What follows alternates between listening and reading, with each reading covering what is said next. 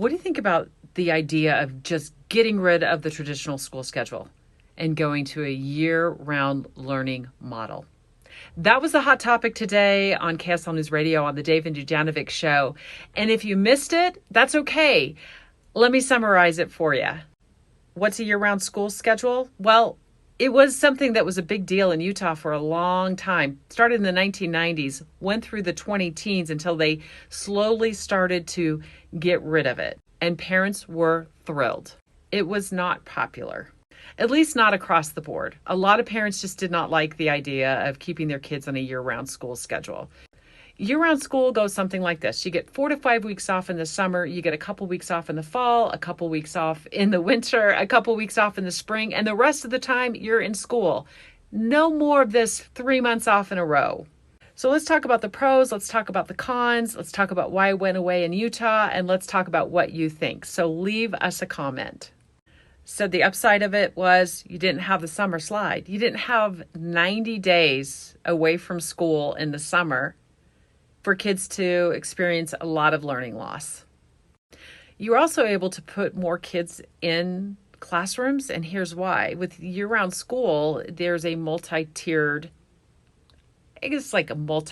schedule where not all kids are off at the same time. So you're able to get more use and put more kids in a school. What does that do? It saves money on building new schools. Why did it fail? Well, mainly because parents didn't like it. And in some districts, parents were pulling their kids out of year-round schools and putting them in traditional schools. In other words, moving them to charter schools, which are publicly funded. And so it didn't cost parents anything to do that. And they liked the schedule better. So public schools were losing a lot of students. And also some say there was a mixed bag in terms of whether they saw more learning retention and better test scores with one model or the other.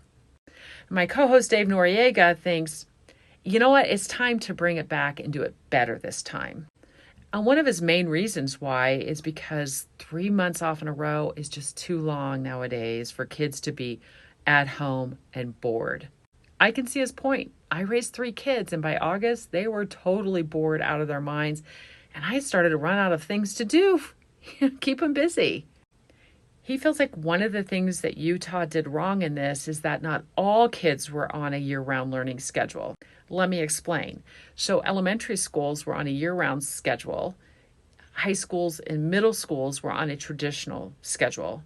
And so planning for families, like for summer breaks, became nightmarish.